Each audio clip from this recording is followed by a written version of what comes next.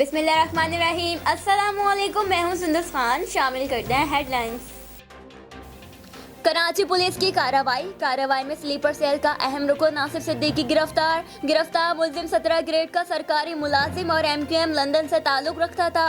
मुलजिम कानून नाफिज करने वाले इदारों से मुतालिक मालूमात इंडिया भी भेजता था। मुलजिम आसिफ सिद्दीकी असलहा की तरसील में भी मुलव्विस था। मुलजिम के खिलाफ मुकदमा दर्ज।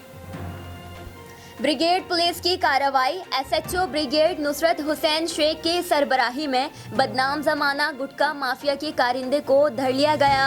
मुलजिम के कब्जे से भारी मिकदार में मुजरे सेहत गुटखा, छालिया, मावे और दीगर जहरीली अशिया भी बरामद कर ली गई।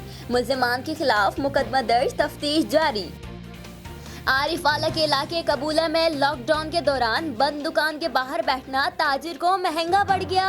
SHO कबूला का पुलिस एहलकारों के हमरा दुकानदार को बेईमाना तशद्दुद का निशाना बना डाला, जिसकी CCTV फुटेज CSN न्यूज़ ने हासिल कर ली। ताजिर बरादरी का RPO साहिवाल और DPO पाकपतन से फौरी नोटिस लेने का मुतालिबा।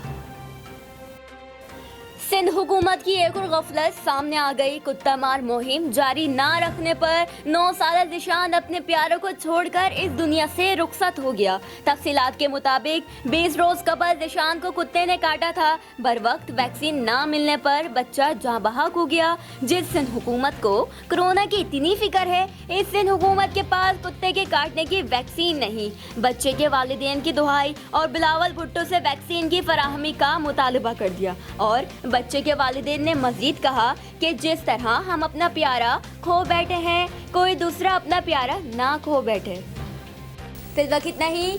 मजीद खबरों और अपडेट्स के लिए विजिट कीजिए हमारी वेबसाइट csnlive.tv। इसके अलावा आप हमें फेसबुक और ट्विटर पर भी ज्वाइन कर सकते हैं। देखते रहिए CSN।